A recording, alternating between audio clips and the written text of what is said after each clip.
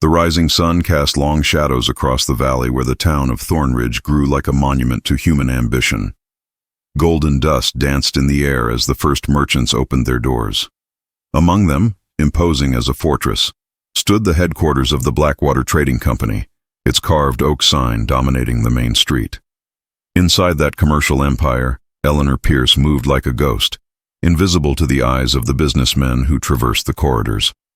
Her fingers, already calloused despite her mere 20 years, scrubbed the wooden floor with a vigor born not of dedication, but of contained anger. The water bucket beside her had the color of earth, the same earth that had swallowed her parents 3 winters ago, leaving her alone in a world that seemed too big. "You're only good for cleaning the floor." Mrs. Holloway's shrill voice, the manager's wife, cut through the air like a whip. "And you can't even do that right. I can still see stains there, you useless girl." Eleanor raised her gaze, not in open defiance, but with a silent dignity that disconcerted those who expected complete submission. Her eyes, the same deep green as the distant hills, held a flame that daily humiliations could not extinguish. "Yes, ma'am," she answered with a clear, firm voice that, despite its respectful tone, never sounded servile. Mr. Edum Thornwell, owner of Blackwater, crossed the hall at that moment, a man of imposing stature with a gaze cold as steel. His impeccable suit and gold watch cruelly contrasted with Eleanor's worn dress. "Pierce, when you finish here, clean my office. I spilled coffee on the documents for the caravan departing tomorrow." Without waiting for a response, he continued on his way, his heavy steps marking the floor she had just cleaned. The other employees laughed discreetly, satisfied to see someone below them in the relentless order of that place. That night, upon returning to her small room at the back of Mrs. Wilkins's boarding house, Eleanor washed her wounded hands in cold water and contemplated the starry sky through the narrow window. The stars shone like jewels scattered across black velvet, indifferent to small human tragedies.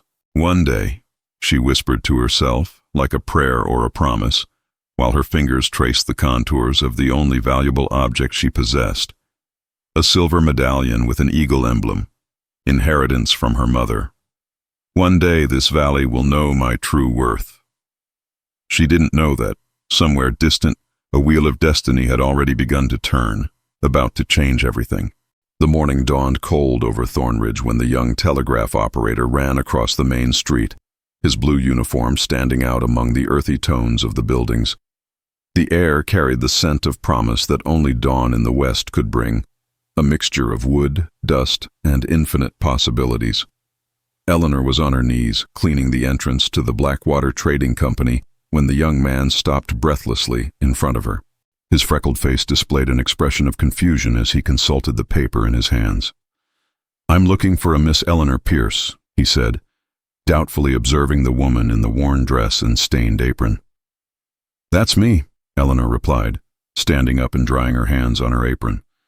She felt the gazes of passers-by like needles on her skin. Rarely did anyone look for the cleaning woman. "A telegram for you, ma'am." The boy extended the envelope as if offering an ancient treasure. "It comes from San Francisco. Seems important." Eleanor took the envelope with trembling fingers. In 20 years of life, she had never received a telegram. The last news from afar had announced her parents' death. Her heart raced, a mixture of fear and curiosity growing in her chest, like a distant storm. Inside Blackwater, hidden in a corner of the pantry, Eleanor opened the envelope with the care of someone disarming a trap. The words jumped from the paper like living creatures. "Regret to inform of Mr. Edward Blackwater's passing stop will reveals you as sole heir to Blackwater Trading Company and all assets. Stop presence required at Attorney Fuller's office. Urgent stop." The world seemed to spin around Eleanor. The pantry walls narrowed, the air becoming too dense to breathe.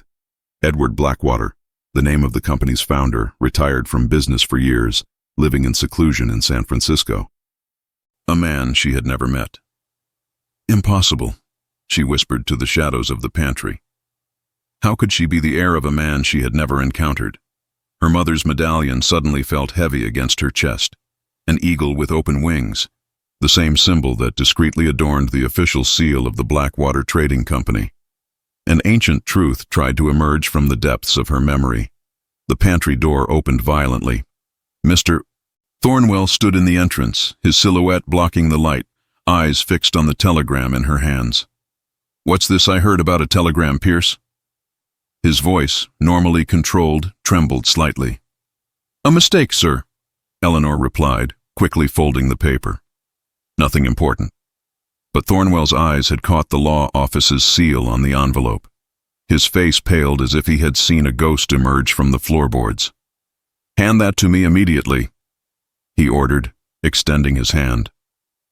For the first time in her life, Eleanor felt a deep certainty being born within her. "No, sir. This is addressed to me." The tension between them grew like a rope stretched to the breaking point. The sound of raised voices began to spread throughout the company, attracting the employees' attention. Within minutes, the rumor of the telegram had spread like wildfire in a dry prairie.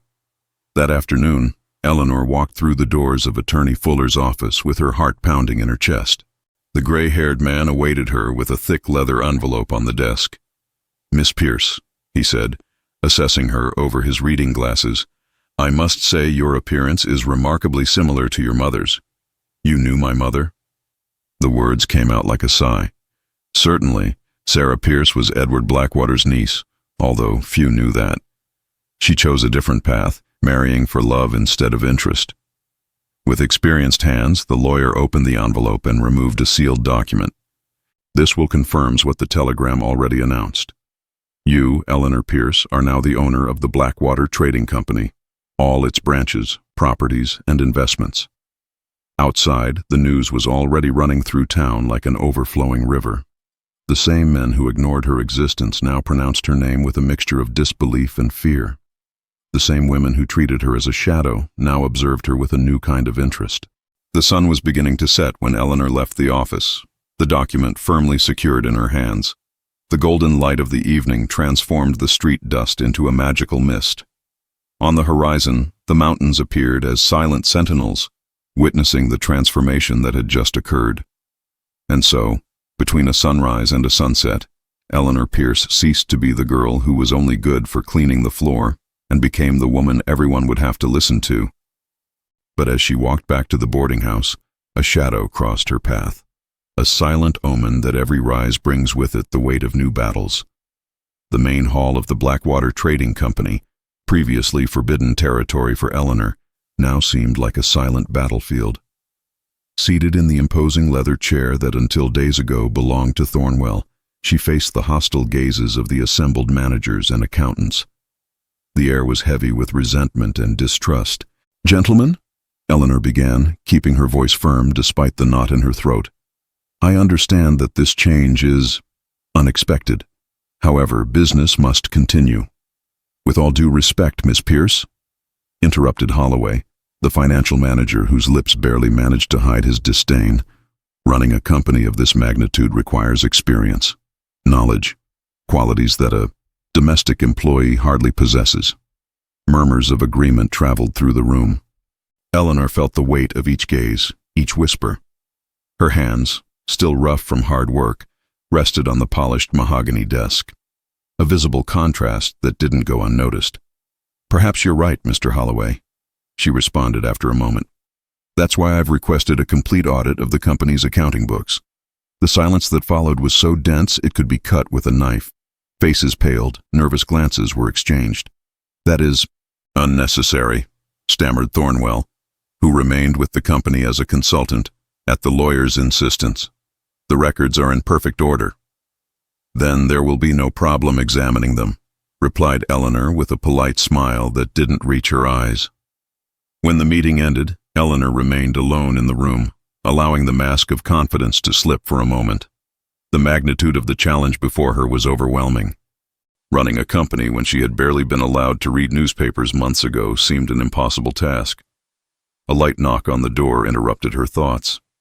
Mr. Abernathy, the company's oldest accountant, an elderly man who had always treated her with distant kindness, entered silently. "May I have a word, Miss Pierce?" he asked, closing the door behind him. "Certainly, Mr. Abernathy." The old accountant placed a worn ledger on the desk. This is a parallel record I've kept for years. It shows considerable discrepancies between the actual profits and those officially reported. Eleanor felt her heart race. Why are you showing me this? Abernathy's tired eyes met hers. Because I faithfully served your uncle for decades before Thornwell took over. And because I promised myself that if I ever had a chance to correct the injustices I witnessed, I would. That same afternoon, while the town buzzed with rumors about the new owner of Blackwater, Eleanor walked to the other end of Thornridge. There, where the buildings became more modest and the smell of sawdust mixed with the aroma of bread, stood the Red Cedar Saloon. Isabella Rowan, a 40-year-old widow who had run the establishment since her husband's death, received Eleanor with an appraising look. "So it's true," she said, serving a glass of water to her visitor. "The cleaning girl inherited the empire." "Apparently news travels fast," replied Eleanor, "like a spring flood." Isabella sat across from Eleanor.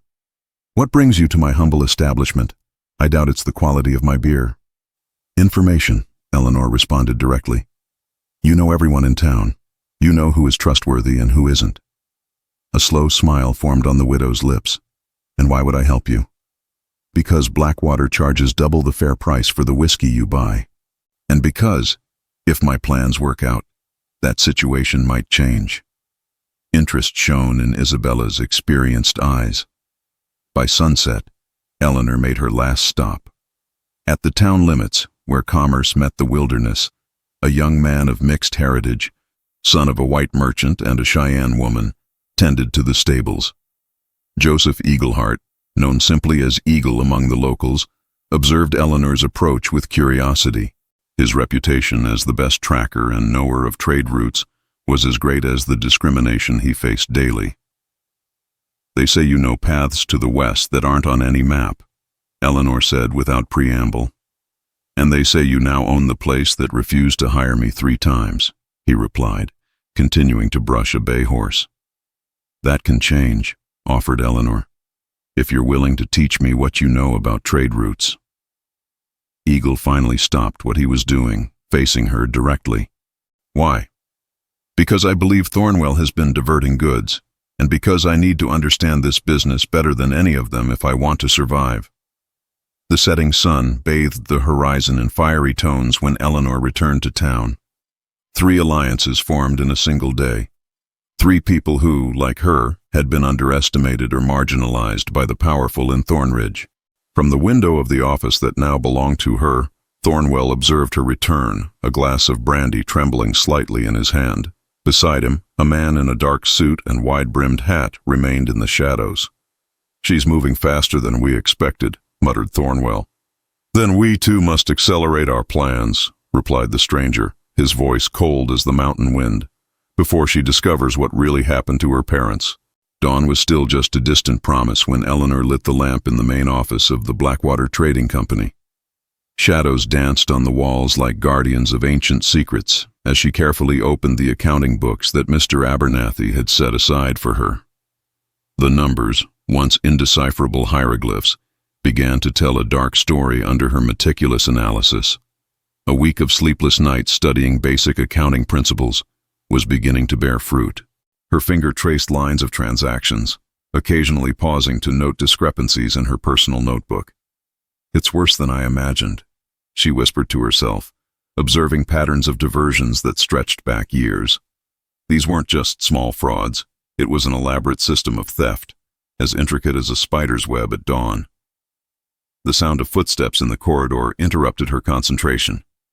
Quickly, Eleanor covered her notes with official documents and adopted a casual posture. The door opened, revealing a man she had never seen before. Tall, broad-shouldered, with carefully combed brown hair and a well-cut suit that suggested prosperity without ostentation. "Forgive me," he said, seeming genuinely surprised. "I didn't expect to find anyone here so early." Eleanor stood up, instinctively adjusting the new dress that still felt strange after years of worn clothes. "May I help you, Mr. Thomas Harrington?" he responded with a slight bow of his head. "From Harrington Trading Company, in Denver. I have a meeting scheduled with, well, I presume now it's with you." The Harrington name evoked an immediate reaction. Eleanor had found several mentions of the company in the records, a significant competitor in the Western Territories. "Mr. Harrington," Eleanor indicated the chair in front of her desk. "Your meeting was scheduled for 9, if I'm not mistaken." A sincere smile illuminated the man's face. "I confess I arrived in town last night and was eager to discuss the partnership terms. But I see I've caught the new owner of Blackwater at an inopportune moment." There was something in the way he spoke, direct, without the condescending tone that so many other men adopted when addressing her, that made Eleanor relax slightly. "What partnership would that be, Mr. Harrington? I found no mention of pending agreements with your company." A shadow of confusion crossed Thomas's face. "Strange. I negotiated personally with Mr. Thornwell 2 weeks ago. A joint trade route to the new mining communities to the north. Cost reduction for both parties. Greater protection against bandits." Eleanor made a mental note to add this to the growing list of information that Thornwell had conveniently omitted during the transition. In the following hours, Thomas explained the details of the proposal with a clarity that Eleanor greatly appreciated. His knowledge of trade routes, transportation costs, and market dynamics was impressive, and he shared this information without hesitation, patiently answering her questions. "I must say, Miss Pierce, your understanding of business is remarkable for someone who until recently cleaned the floors of this very room," completed Eleanor with a slight smile. "Life teaches us in unexpected ways, Mr. Harrington." An unexpected blush colored the man's face. "I was going to say, for someone new to the industry. I apologize if I sounded presumptuous." The sun was already high when they concluded the meeting. Eleanor felt simultaneously exhausted and stimulated. For the first time since taking over the company, she had found someone willing to treat her as an equal. "It would be a pleasure to continue our discussion over dinner," offered Thomas, rising to leave. "There are several aspects of the proposal that we can still refine." Eleanor hesitated for only a moment. "Would it be appropriate, Mr. Harrington?" An amused glint appeared in his eyes. "We are in 1887, Miss Pierce, and discussing business over dinner is perfectly acceptable between business partners." That night, in the small but respectable restaurant of the hotel, Eleanor discovered a new kind of pleasure, that of stimulating intellectual conversation. Thomas spoke of his travels, the challenges of expanding business in hostile territories, and listened with genuine interest when she shared her ideas for improvements at Blackwater. "I see great potential in your leadership," he commented as they savored dessert. "Most men in this business are stuck in old ways of thinking." The comment warmed Eleanor inside more than the wine they had shared. Across the street, hidden in the shadows between two buildings, Thornwell observed the restaurant with a gloomy expression. At his side, the same mysterious man from days before calmly lit a cigar. "Harrington is moving according to plan," murmured the stranger. "The girl suspects nothing. And if she discovers the truth about her parents' death? About what really happened in the mine? Then," replied the man, exhaling a bluish cloud of smoke, "we'll have to ensure she suffers the same fate, won't we?"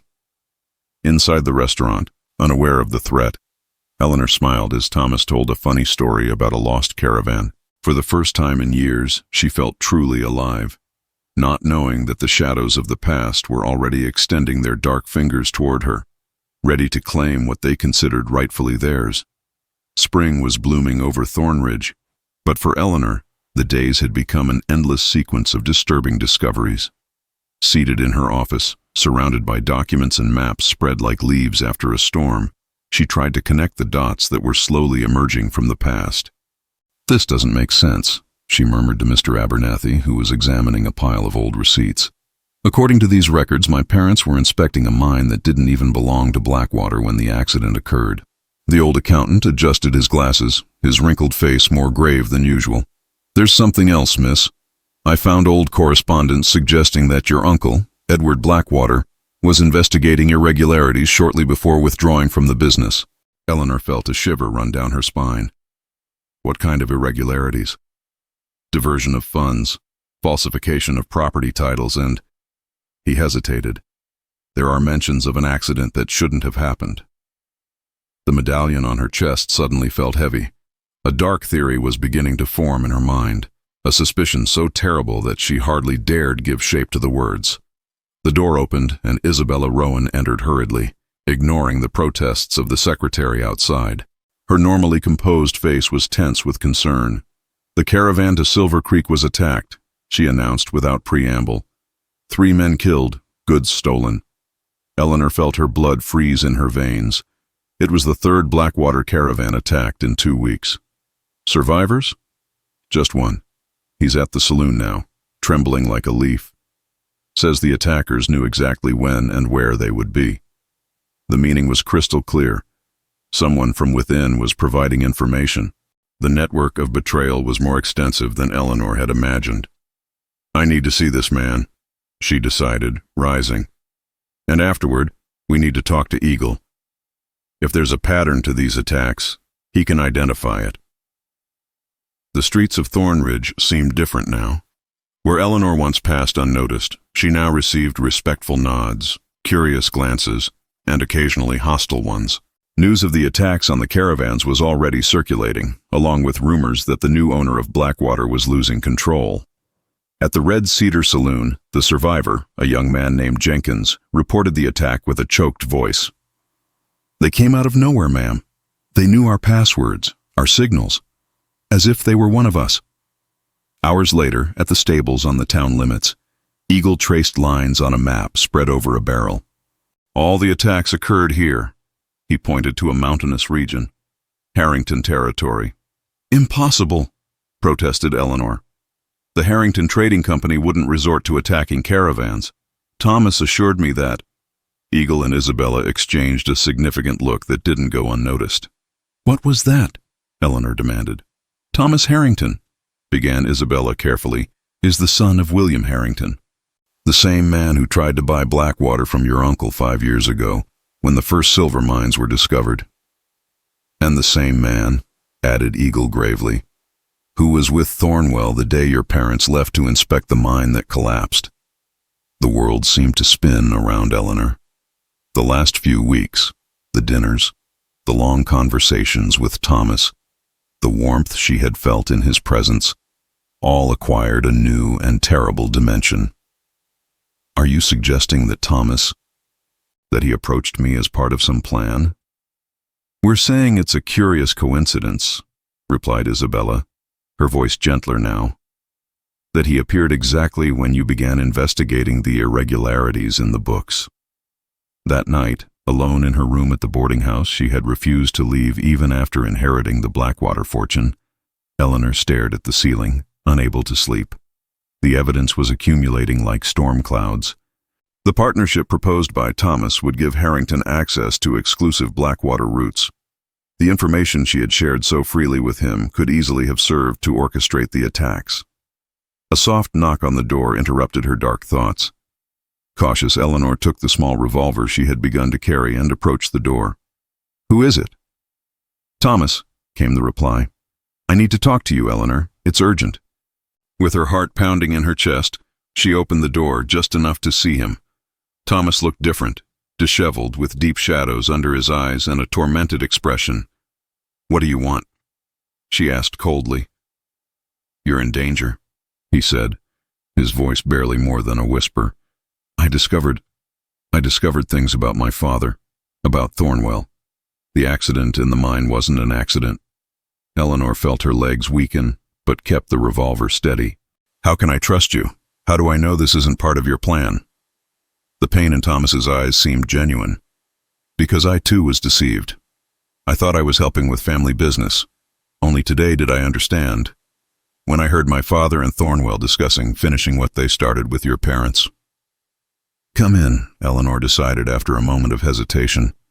"But keep your distance." By the trembling light of the lamp, Thomas revealed a story of ambition and betrayal that stretched back more than a decade. How his father and Thornwell had discovered silver on lands that officially belonged to the neighboring Indian reservation. How they had forged documents to claim ownership.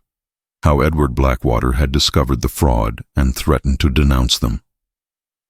"Edward mysteriously fell ill soon after," explained Thomas, shame evident in every word.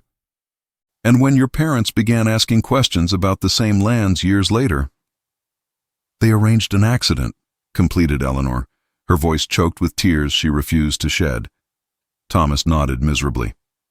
I swear I didn't know. When my father sent me to negotiate with you, he said it was just business, that the partnership would benefit both companies. And why should I believe you now? Because I'm risking my life by being here, he replied simply. My father is planning a major attack on the next caravan, the one leaving tomorrow for Silver Creek. It will be an ambush in the canyon, with enough men to leave no witnesses. Dawn found Eleanor gathered with her allies in the Blackwater office. Thomas's revelation, now kept under Eagle's vigilance, cast a new light on everything. We need evidence, insisted Mr. Abernathy.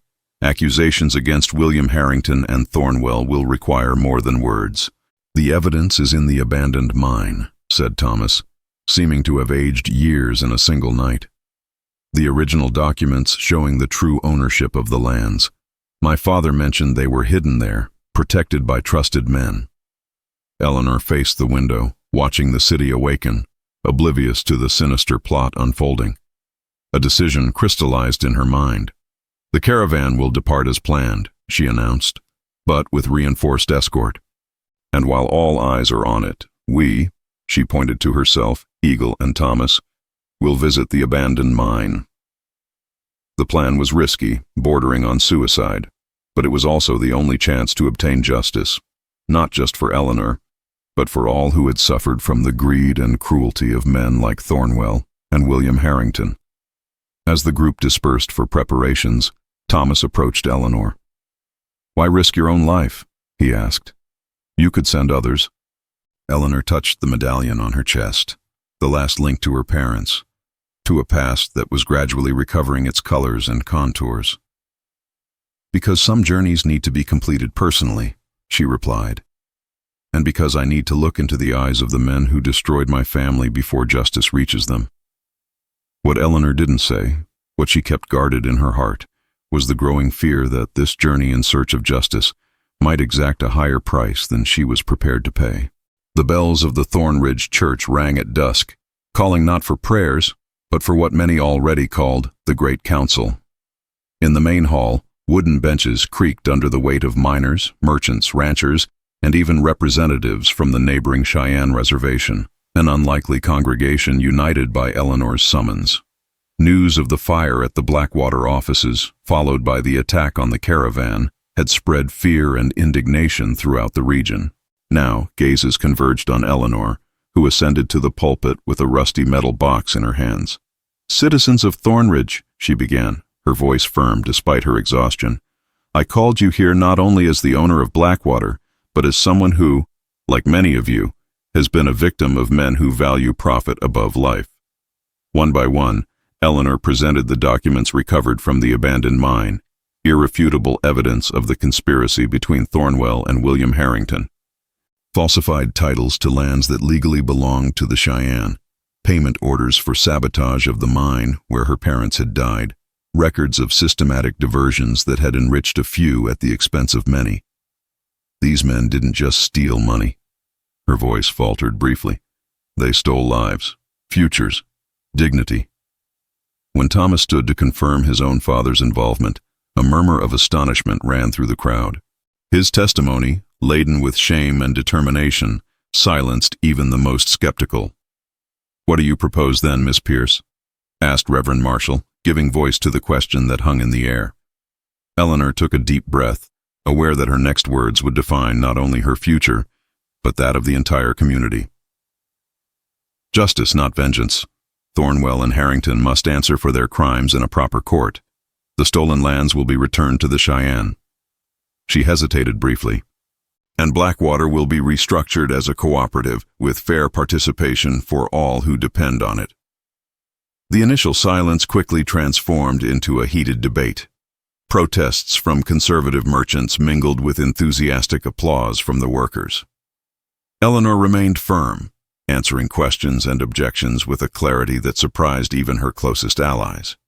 How will you ensure these men are truly punished? Questioned a miner with a face hardened by sun and work. Rich men have ways of escaping justice. Tomorrow, replied Eleanor, the largest caravan this town has ever seen will depart from Thornridge. not just with goods, but with copies of these documents destined for the governor, federal courts, and the main newspapers of the territory. The truth will travel faster than any horse Thornwell or Harrington can ride. As the meeting continued, Thomas approached Eleanor at the pulpit, speaking in a low voice. They will try to stop the caravan. This will be their final move, and the most desperate. Eleanor nodded, an iron determination in her gaze. We're counting on that. In fact, I'm betting on it. What she didn't reveal, not even to Thomas, was that she herself would lead the caravan. That she would use her own life as bait in the trap she was setting for the men who destroyed her family. Outside the church, hidden in the growing shadows of twilight, Thornwell and William Harrington observed the crowd through the illuminated windows, their faces contorted with fury. She has the documents, hissed Thornwell. All our work, all these years. My own son, murmured Harrington, his voice choked not with sadness, but with cold anger. Betrayed by my own blood. The caravan, whispered Thornwell after a moment of tense silence. If we intercept it, we can still escape with enough resources to start over elsewhere. The plan was formed, a last desperate strike by cornered men. Inside the church, unaware of the conspiracy forming in the shadows, Eleanor concluded her speech with words that would echo for a long time in the memory of those present. Darkness prospers only where light does not reach. From tomorrow, my friends, we will make light reach every corner of this story. The rising sun tinged the sky of Thornridge with tones of fire when the caravan lined up on the main street. 25 wagons loaded with goods and the hopes of an entire town. At the center of the activity was Eleanor, supervising every detail with attentive eyes. You don't need to go personally, insisted Isabella, adjusting the holster on Eleanor's belt. Anyone could lead the caravan. Thornwell and Harrington will only believe the documents are here if I'm leading, replied Eleanor, checking her revolver with hands that no longer trembled. Eagle approached silently. The Cheyenne scouts confirmed movement in Snake River Canyon, at least 15 armed men. As we expected, Eleanor nodded. Thomas arrived on horseback, his face marked by tension. My father isn't in town. His hotel room has been empty since yesterday. He'll be at the canyon, concluded Eleanor. This is the moment we've been waiting for. When the caravan began to move, citizens came out to the streets to watch the departure, some waving, others observing in respectful silence. For many, those wagons represented more than commerce. They were a symbol of resistance against corruption. Hours later, approaching the critical point, Eleanor revealed the totality of her plan. 5 wagons would follow the obvious route through the canyon as bait, while the bulk of the caravan would take a secondary path to surround the ambushers. It's risky, warned Thomas, when he understood that Eleanor planned to personally lead the bait group. We, she corrected, her eyes meeting his. If your father sees us together leading that small group, he won't question whether the documents are with us. The separation of the caravan occurred in a small hidden valley. Tense embraces were exchanged, final instructions confirmed. The bait group, Eleanor, Thomas, and 7 men with 5 wagons, would head for the canyon, while the main body, led by Eagle, would take the detour. If we're not back by sunset, began Eleanor. We will be, interrupted Thomas, briefly touching her arm. The rocky walls of the canyon rose like silent sentinels when the small group entered the passage. Eleanor felt each beat of her heart with almost painful clarity. They're here, whispered Thomas, detecting movements among the rocks. Everywhere. The first shot came without warning, ricocheting off the stones. The wagon stopped abruptly as the guards took defensive positions. Surrender the documents and the girl, William Harrington's voice echoed. The rest can go. Father, shouted Thomas, positioning himself beside Eleanor. This ends today. Harrington appeared on a rocky outcrop, rifle in hand. At his side, Thornwell observed with a smile that soon faded upon realizing the absence of most of the wagons. Where's the rest of the caravan? He demanded. Do you really think, replied Eleanor, that I would trust all the evidence of your crimes to a single group? Harrington's expression darkened. It's a trap, he hissed to Thornwell. Chaos erupted in seconds. Shots echoed as Harrington's men opened fire. Eleanor and Thomas took shelter behind a wagon, exchanging glances that said more than words. "We only need to hold out for a few minutes," murmured Thomas. "Eagle will soon be in position." But something was wrong. The fire intensified instead of diminishing, with no sign of the main group. Eleanor felt a shiver of apprehension. "Something happened," she whispered. "They should be here." It was then that they heard it, the distinct sound of dozens of horses approaching rapidly. The shooting diminished as both sides turned their attention to the new threat. Dust rose at the entrance to the canyon, revealing riders, not just the men from the caravan, but also Cheyenne warriors, led by Eagle. The attack caught the ambushers between two fires. During the confusion, Eleanor spotted Thornwell and Harrington trying to escape through a path between the rocks. Thomas noticed at the same moment. "They're getting away," he shouted, already running in their direction. "Thomas, wait!" Eleanor followed him, determined not to let him face the two men alone. The path led to a small plateau. When Eleanor reached the top, she saw Thomas and his father face to face, weapons pointed, while Thornwell observed from the side. "You betrayed me, son." William Harrington's voice trembled with fury. "You betrayed everything I believed we were," replied Thomas. "Murderers. Is this the legacy you wanted to leave me?" The moment seemed to extend infinitely. Father and son captured in a stalemate that represented not just their personal conflict, but the clash between two visions of how the West should be built. Thornwell, seeing an opportunity, drew his weapon and aimed at Eleanor. Thomas, perceiving the movement, instinctively turned to protect her. The sound of 3 shots merged into a single deafening explosion that echoed through the mountains like distant thunder. Winter came early to Thornridge that year. The first snowflakes danced in the air like restless ghosts, silently landing on the cemetery where Eleanor remained motionless before 3 newly placed tombstones. The first, adorned with the symbol of the Blackwater Trading Company, honored Edward Blackwater, the uncle she had never known, but who, through his will, had given her a chance at justice. The other 2, side by side like the bodies they sheltered, belonged to William Harrington and Thornwell. On that rocky plateau, 3 shots had changed everything. The first from Thornwell, meant for Eleanor. The second from Thomas, defending her even knowing it meant shooting his own father. The third from William Harrington, who in his last act of fury had shot Thornwell, as if blaming his partner for his son's betrayal. In a matter of seconds, 2 empires built on lies and blood had lost their architects.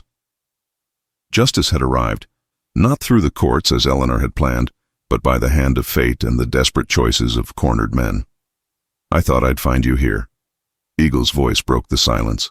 The young Cheyenne approached slowly, respecting the moment of contemplation. "The first snows always make us remember those who have departed," he continued, stopping beside Eleanor. "My people say it's when the veil between worlds becomes thinner." Eleanor nodded without averting her gaze from the tombstones. "I found the birth records. Thomas was indeed my cousin. Our parents were siblings. Neither of us knew." The ironic blood tie between her and Thomas had been just one of many revelations that emerged in the weeks following the confrontation in the canyon. The recovered documents told a story of betrayal that stretched back decades, involving not just land theft and murders, but also the deliberate separation of families. "How is he?" asked Eagle, though he already knew the answer. "The doctor says the fever has subsided," replied Eleanor, her voice betraying the fatigue of sleepless nights at the bedside of the wounded man. "But the arm, there's no hope for complete recovery." The bullet that Thomas had intercepted with his own body had shattered his right shoulder. For 2 weeks his life hung by a thread, infection threatening to take him to the same fate as his father. When he finally opened his eyes, it was to discover he would never fully use his arm again. A high price for an act of heroism. "The caravan is ready to depart," informed Eagle after a moment of respectful silence. Isabella personally supervised the preparations. The Blackwater Trading Company continued to operate, but under new principles. Following the plan Eleanor had proposed during the council, the company had been restructured as a cooperative. The stolen lands had been returned to the Cheyenne Reservation, which now actively participated in trade routes. "I thought I could postpone the departure," sighed Eleanor. "With Thomas still recovering." "He wouldn't want that," replied Eagle firmly. "The documents need to reach the governor. The story needs to be told completely." Eleanor knew he was right. Despite the death of the main culprits, other accomplices remained unpunished. Only the official documents could ensure that justice would be complete, that the lands would legally return to the Cheyenne, that the victims' families would receive due compensation. Upon returning to town, the transformation of Thornridge was visible. Where once reigned an atmosphere of distrust and fear, now there was a sense of shared purpose. The main street, once dominated by the imposing shadow of the Blackwater Trading Company, now housed new businesses, including a school that Eleanor had funded with part of her inheritance. In the back room of Isabella's store, transformed into an improvised infirmary, Thomas rested. His face, still pale from the long recovery, brightened slightly when Eleanor entered. "You look ready to leave," he observed, noticing her travel clothes. "The caravan leaves at noon," she replied, sitting on the edge of the bed. "It will be just a few weeks." A silence heavy with unspoken words hung between them. The bond formed during those desperate days in the canyon had transformed into something that neither could name, deeper than gratitude, more complex than affection, stained by the shadow of shared tragedy. "When you return," Thomas hesitated, his good hand moving to touch hers. "Perhaps we can talk about the future." Eleanor felt a knot form in her throat. "What future can there be for us, Thomas? You are the son of the man who killed my parents. I am responsible for your father's death. We are more than our parents," he replied with an intensity that transcended his weakened body. "More than their mistakes, more than our pain." But Eleanor had already made her decision, formed during long nights of reflection as she watched Thomas fight for his life. She rose slowly, moving away from the contact she both desired and feared. "When I return," she finally said, "you won't be here." The confusion in his eyes quickly gave way to understanding. "You can't decide that for me. The Harrington Trading Company needs a leader," she continued, the words painfully rehearsed. "Someone who can rebuild it with the same principles we're applying to Blackwater. Denver needs the same example we're establishing here." "Eleanor," his voice failed, "it's the best path, Thomas. For all of us." Hours later, at the head of the caravan that would carry truth and justice beyond the mountains, Eleanor allowed herself one last look at the town that had become her home. From the window of Isabella's store, Thomas watched her departure, a solitary silhouette against the light. The snow was falling more heavily now, a white mantle covering the marks of the past, offering the temporary illusion of purity over a land stained by blood and greed.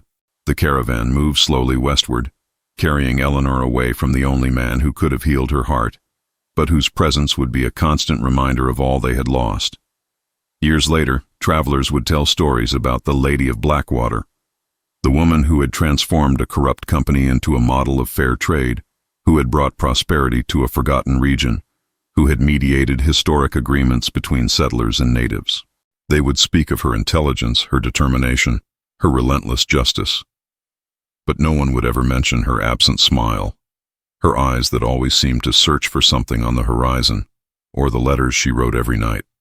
Letters she never sent to a man in Denver who, like her, had built something honorable from the ashes of his ancestors' ambition. For some stories of the Old West don't end with the hero winning the heroine. Some end with broken people doing what they believe is right, even when it means giving up the only chance of happiness that life offered them. And so Eleanor Pierce rode toward the future, alone with her empty victory, the girl who once was only good for cleaning the floor, and who now carried the weight of a legacy that had cost more than she had ever imagined paying.